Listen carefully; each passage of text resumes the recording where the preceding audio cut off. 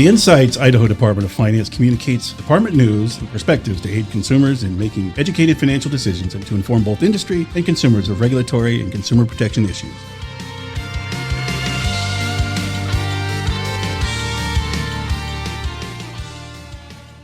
Hello, welcome to the 13th episode of Insights by the Idaho Department of Finance. I'm Celia Kinney, Program Coordinator, and I'm joined by Anthony Polidori, our Deputy Director. We have with us a guest today, Lisa Ray Anderson, the Director of Advocacy with AARP Idaho.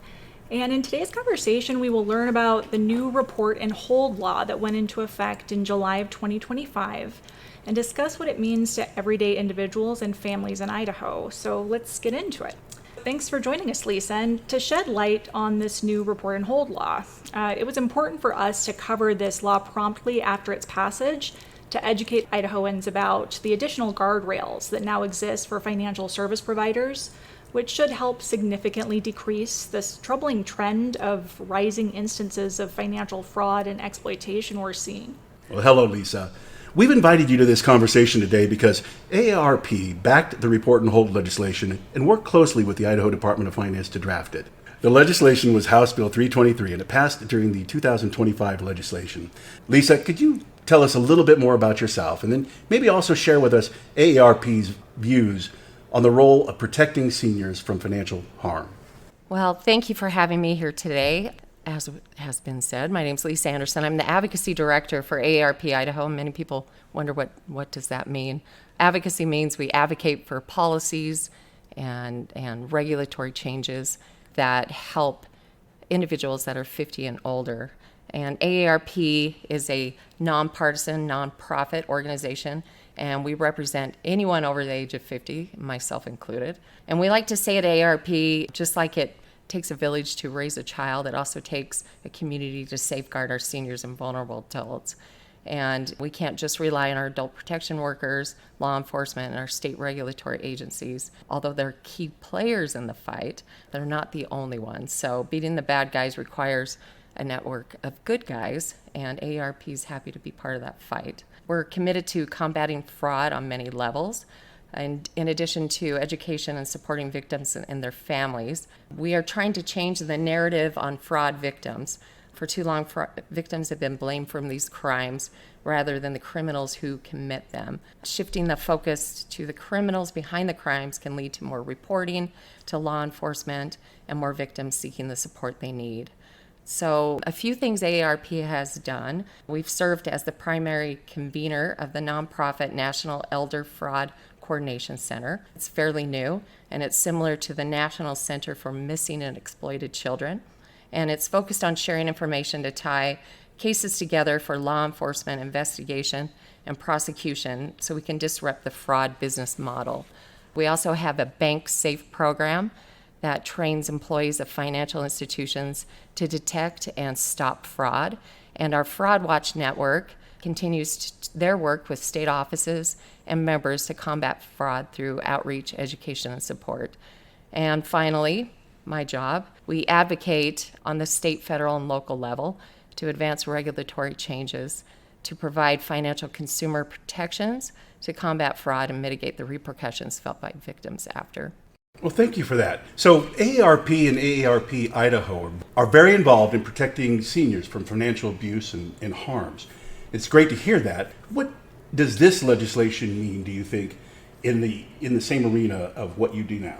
So we were very interested in this legislation when it was introduced initially, and this legislation is just one step in combating fraud and trying to stop it at its source. So if we can stop the money going to the bad actors, and most of that can happen with our financial institutions, whether it's our banks, our credit unions, in the securities industry.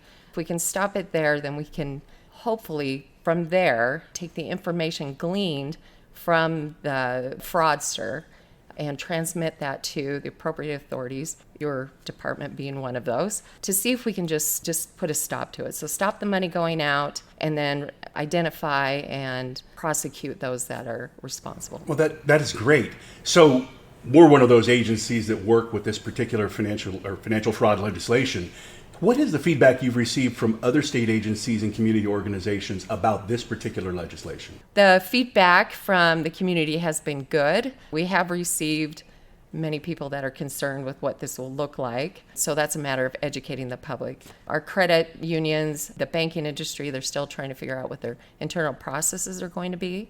We have actually been working with the Department of Justice. They've been putting together a program, a pilot program, to go into the states that have newly passed report and hold laws and to partner up with us to do education to those financial institutions and then help them to educate their consumers as well. So hopefully that will help get the word out about it and maybe assuage some of the concerns that consumers have with the bill. And I'll just rewind a little bit here for listeners. We are referring to report and hold legislation, which is now enacted. What is a report and hold legislation? What does it mean to these everyday families and Idahoans, financial institutions? Can you just tell us kind of a baseline of what it is? Absolutely. So report and hold authorities are what they sound like. So they refer to the legal provisions that allow financial institutions like banks and brokerage firms to temporarily hold or pause a consumer's disbursements or transactions if they suspect the customer is being financially exploited. And then they can report the suspected abuse to relevant authorities like, in our case in Idaho, the Adult Protection Services, the Idaho Department of Finance, and then they can work with law enforcement agencies, essentially giving the financial institutions the power to both report the suspicious activity and hold the funds to prevent further potential harm. Okay, I understand, and I can see how this may be relevant for every person of any age, but specific to seniors, in that I read a statistic recently that Idaho's top growing demographic is seniors, and 10,000 Americans are turning 65 every day, in fact. And so this is just more bad actors in that pool targeting seniors. And so it sounds like this provides financial institutions with an avenue to step in and add this guardrail and layer of protection to hold the funds. Anthony, anything you'd like to add about what report and hold legislation is and what it means? Well, to me, it is an opportunity for the community, our financial services community, to be able to, in essence, help their own clients when they are involved in or have been subject to financial abuse. The ability for them to be able to hold these transactions, to report that information to us, and also to have it investigated by us. I think it's a great benefit to those seniors and those vulnerable adults who may be subject to harm. And we know that with technology, especially, there are all of these expanding avenues for the bad actors to step in via, WhatsApp and social media and dating platforms, and really take advantage of not just the isolated seniors, but even those consumers that are making that attempt to stay involved in their community. Can you provide an example of a transaction where this might take place, where the report and hold would go into effect? A couple of examples I have. I'll use one that on myself. My husband and I recently bought a home. I went into my bank, and we've been banking there for well over 20 years, and asked for a cashier's check, an amount that was almost the entire cost of the home, so a large amount. And two of our tellers came to talk to us to make sure that this was a legitimate transaction. So they paused doing that transaction for me for a small amount of time until they spoke with me and understood what it was for. Most of the transactions pauses will be similar to that. And the hope is that there's not a scammer on the other end of that. So if you go in and something similar to what happened to me is going on, and you've got, a legitimate reason why you're taking a large amount of money out, the bank is not going to hold those funds for a longer period of time than probably the amount of time that you're there to talk to them. But there have been times, and we had a woman, and I'll call her Dawn, who came into our office and relayed a story that happened to her a couple of years ago, where she went online. She was trying to find someone to help her with her fixing her computer with her IT needs, found someone online, gave that individual control of her computer. The individual said, "This is great. I've got it fixed. Now I'm going to send you a rebate of $200, and I need you to accept it, and that will lower the bill." So she accepted it.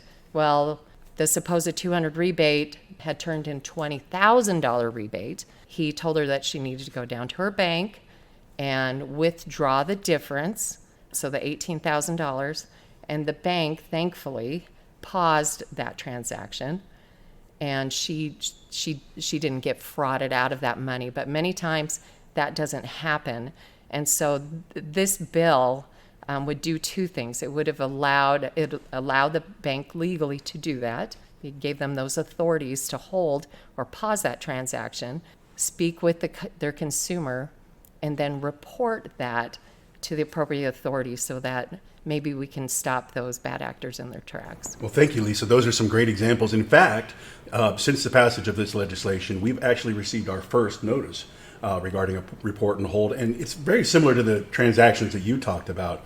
In this particular instance, the consumer had brought to their credit union 3 different checks worth several $1,000s. These checks were written by some form of business consulting agency, and she was told by the business consulting agency to go cash those checks and put them in another account.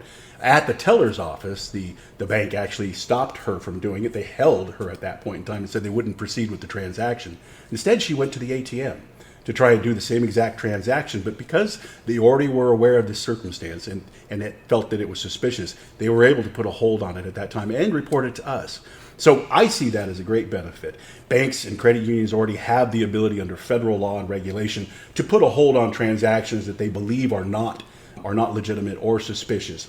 It's this additional ability for them to be able to report it to an agency like ours, to investigate it and find out who the fraudster might be, if there is a fraudster, and take action. That's what I think is one of the greater benefits of this particular legislation. Understood. So it not only assists the consumer in real time, but then has the potential to, on a broader scale, go after the perpetrator of the harm, the bad actor. And so it sounds like in that, you've got a technology that perpetrates this climate for bad actors and kind of widens the scope. And then technology helps on the back end for the investigative side as you do that review, or as these agencies, such as ours, do their investigation. So we have a general idea of what the report and hold law is. And I understand that many other states, you mentioned, Lisa, already had this law in effect. I believe we were one of only 8 states that did not have it prior to its passage. Can you tell us what is unique about the Idaho version of report and hold and how it differs from other states? So in our state, as we do often, we like to get more bang for our buck, right? So other states have taken their report and hold laws and divided them out. So they'll do some, report and hold for securities and maybe just focus on that, or they have one just for banking and credit unions or for mortgage lenders. And so they've piecemealed it out. In our state, we put them all together. So there's no confusion. There's no need to go back and amend a law or change it in any way to add in different financial institutions that maybe were not part of the original law. So the Department of Finance has put a lot of thought into that and put everybody in there that possibly could come in contact with consumers and consumers with fraudsters. So our bill is a good bill. I've spoken with my colleagues in the other 7 states that do not have these bills, and also some of my colleagues that are in states that have a bill that just covers transactions or just covers disbursements or just covers banking, and talk to them about how they can amend their bills so that it looks like Idaho's bill. So the Idaho bill is kind of standing as an example of what a good piece of legislation for report and hold looks like. Well, thank you. And so to just clarify, then it's not just your bank and credit union under our law that has the ability to flag a transaction and hold it. It would be financial service providers in general, which is a very broad scope. And so it really adds an additional layer of protection for a wider variety of transactions. Is that correct, Anthony? Am I translating that appropriately. Yeah, actually, you are. I think one of the unique things about this particular legislation, Lisa, and I really appreciate the fact that you approached it this way when you worked with our legislators on getting this done, is that the language for this bill actually exists within our Idaho Financial Fraud Prevention Act. And that, like you noted, is different than many other states, which may have it in their securities law or they may have it in their banking law. So in Idaho, those authorities then that we have as the Department of Finance are much broader than you may find in some of those other types of legislation, because the law is specific to fraud. It carries specific penalties. It carries specific actions or authorities that the Department of Finance can take and or prosecutors can take under that particular law. And the penalties are pretty great for those people who might engage in that type of activity. How did you find working with the legislature on putting it in that particular law? Our legislature was very open to this bill.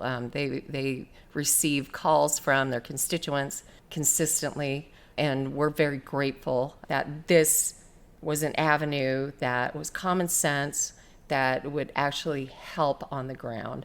And our legislators were very supportive of it. It flew through the House, flew through the Senate, and was signed into law. So I know the governor was very supportive of the bill. And I think that as Idahoans get more familiar with it, they too will be more comfortable with it, because they've already sort of been having aspects of the pause to begin with. I know I get them all the time when I travel overseas. My bank will call me and, hey, are you in Germany? Are you here? Just to make sure. And that's the same as a pause, which is we were talking about here. Well, that does bring up a question. In fact, it raises an example of a conversation that I had with some stakeholders regarding that. And that is a question about whether or not this gives a financial institution or financial service provider too much control over somebody else's account. I mean, there are those people who may worry that a financial service provider is going to institute a hold on something which is clearly a regular transaction. I mean, as an example, you mentioned, traveling and using your credit card. I most recently was making some purchases, and my bank refused to honor the purchases several times until I contacted them and said, yeah, this is a regular purchase. It's not a problem. So have you heard any of that other type of feedback with concerns or questions about what this really means? We have the concerns that we've heard about it mainly revolve around, so they put a pause on that transaction. Is my entire account paused? Can my other transactions, my rent, my power bill, can those still continue to come out of my account? And the answer is yes. It's specific to that one transaction. And keep in mind that, one, the law is non-compulsory, so the bank can decide whether they're going to do it or not. They also will come up with their own internal processes on how they deal with disbursements, transactions, and when to release them, when to hold them. But two, you're their consumer, so they're not going to hold something that they don't have a credible reason to hold. They're not going to hold something because, as the consumer, they don't want to lose your business. So they're not going to hold something that they don't think is in your best interest. Well, you use the word credible, and I think that is an important point, because those financial service providers, whether they're a bank, a credit union, a mortgage company, or even a small dollar lender, they are actually obligated under various laws to provide the services that they have actually offered to the consumers. So they can't just, I guess the word willy-nilly, just hold a transaction. There should normally be some type of articulable reason for them to do that. Is that correct? That's correct, and it actually states that in the piece of legislation too. And there are penalties if it can be proven, and there's a way that the consumer can come back and possibly sue the financial institution if it can be shown that they did that without a credible reason, without a good faith reason. Great. Well, we've discussed it broadly, the legislation. We've discussed, how it got through the session here in Idaho, and as well as, how this particular type of law, how it looks across the country in different states. I'm curious about what opportunities there might be for us to, besides this podcast and other information that we might put out on our website, how can we get people to understand this law better? I mean, provide information to them. Is it at things like our own financial innovation lab events or our Scam Jam Alliance events, that we might do something like that. Would you think that that would be helpful if the Department of Finance continues kind of this outreach related to this law? Absolutely. I absolutely do. I think that, especially where it's so new, it's going to take time for people to get used to the law, understand what the law means. And anytime we can put it out to the public at any event, the Scam Jam events, your innovation labs, websites, I would love if our banking and financial institution somehow could come up with a pamphlet, or maybe we can, collaborate together and come up with something they can hand out to folks just to let them know about the report and hold bill and what their rights under the bill are and what the financial institutions are allowed to do. So I think that would assuage a lot of concerns that folks have. Well, thanks for sharing that. I think a lot of our listeners have a keen interest in financial topics. They have a keen interest in the law that applies to those topics. So they may hear this podcast and they may think, what can I do actually to help in this particular area if I see something, or if I need to address this issue in my own community? Do you have any ideas what they, as just regular Idaho citizens, can do to help people understand this law better and maybe even use the provisions of this law when they have an opportunity to do so, or when they see a need to do so? I always say our strength is in our voice, and individuals need to speak up and to talk and to share. So share with your family members about the report and hold bill. Share with your family members when you hear of new scams coming out, and they're coming out all the time. Be aware, be knowledgeable, do your research, be educated, and question. That's the biggest thing. If something doesn't feel right, it probably isn't right. And you have many places you can go to ask questions. You can call the Department of Finance. AARP has a fraud watch network. You can go on, and there's a 1-800 number you can go and call. You can contact the Attorney General's office. You can contact your law enforcement. There are many places that you can go to get help and ask questions. And your financial institution, they are well trained on what these scams look like and what to look for. They go through rigorous training, and there's red flags that are consistent across the board. And they're adding new ones every time, but they're basically consistent, and they train their staff on those. So ask your bank, ask your credit union, ask your securities advisor. Ask questions. That's the biggest thing. Just share, ask questions, and question. That's what I would say. Just question everything. Well, I really appreciate the approach that is proactive in regards to this, and having consumers understand that not only does this legislation exist to help protect seniors and vulnerable adults, but there are other laws out there, and there's other systems that help. A lot of the time, fraud occurs outside of the financial institution or without the involvement necessarily of a financial service provider. So a bank may not, or a credit union may not, have the opportunity to actually review a transaction, put a pause on it, report it to a state agency before somebody is actually involved in a fraud. So I think being proactive about not just this, but about all types of scams is a great piece of advice. In fact, what we do here at the Department of Finance is we mediate complaints related to all types of financial services. And I would encourage consumers to contact us about those things that they may have questions about anytime they do, and not just rely on the financial institution to protect their family members who might be a vulnerable adult or a senior. And I think you need to keep in mind too that I think a lot of people have the misconception that these frauds a majority of them are coming from outside sources, and they're not. Most of them come from people that you know. And as a matter of fact, 87% of fraud that happens to people that know the perpetrator, so it's a family member or a caregiver, colleague, a friend, aren't reported. 87% of those are not reported. Where conversely, I believe it's 2/3 of the fraud that happens to someone that's outside of their network is reported. So that's a huge gap. Lisa, do you think that there's a general awareness of the fallout that actually occurs when a senior experiences falling victim to a financial crime or a scam? I don't think many people realize that financial exploitation continues to be one of the fastest growing categories of elder abuse, with the impact reaching parts of society beyond the immediate victim. When a victim's funds are depleted, family caregivers are even more likely to incur costs to provide care. Taxpayers bear a greater burden in the form of increased reliance on social safety nets, such as Medicaid long-term care services and supports, and other resources needed to assist those victims who are financially devastated. Victims have reported that where criminals have absolutely drained their retirement accounts, this has affected their Social Security benefits, as retirement account withdrawals can result in higher income brackets and greater taxes on both their lost retirement funds and their benefits. We've worked a lot with the Idaho Commission on Aging and our fraud prevention road shows that we do each fall. And I know that that is a huge message that they inform to attendees at these road shows, that there's a large population of these scams that are perpetrated by a caregiver, a family member, someone that is known.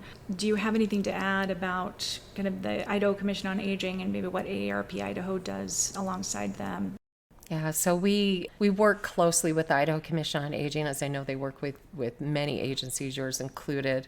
We work with their adult protection workers. We've worked with them on education and outreach into the communities. And that's the most important part of this, is just educating our communities, educating family members. We have a lot of family members that have their parents or grandparents, or they have a family member that has a disability who has a caregiver and don't know what to look for, what the signs are to look for, that individual that they've put all that trust into to take care of their loved one is taking advantage of them financially. I think we can see physical abuse pretty easily. Even verbal abuse is easily recognizable. But I think financial abuse is a little harder. It's a niche that I think people just kind of overlook and think, no, there's no way. They're just doing grocery shopping. They paid the bill. Oh, I don't know why mom's bill was, $1,000 for all of her utilities this month, and don't recognize it for what it is. So we've been working with the Idaho Commission on Aging on just getting that education out there and letting people know that the adult protection workers are there for them. They don't have a stake in the game anywhere else. They're there to protect the individual. And if you even suspect something wrong is going on, you can give them a call. And they will come in and do a check. I just want to add that the Idaho Department of Finance, we do a lot of education, and we work independently and alongside other agencies to put on events all throughout the year to reach consumers all throughout the states, and not just consumers, but community groups, mandated reporters, even educators in different capacities. And so consumers can visit our website, finance.idaho.gov, under the events tab, and they'll see a list of all upcoming events. They can also request a presentation or, us to come in and talk to their group if there's not an event upcoming that's in your area, virtually or in person. And so I would encourage our listeners to reach out to the Department of Finance as a resource to provide that education. Anything that either of you would like to add? Anything else you'd like our listeners to know? No, actually, Celia, I think you have covered the topics very well. And Lisa, you have shared with us, I think, a great amount of information. You are a vast wealth of resources. And we do really appreciate having you here today. Thank you so much. Oh, well, thank you for having me. And I look forward to continuing to work with the Department of Finance. We've got more in the books. Well, and thank you for our listeners for joining us for the 13th episode of Insights. We hope you found this information valuable.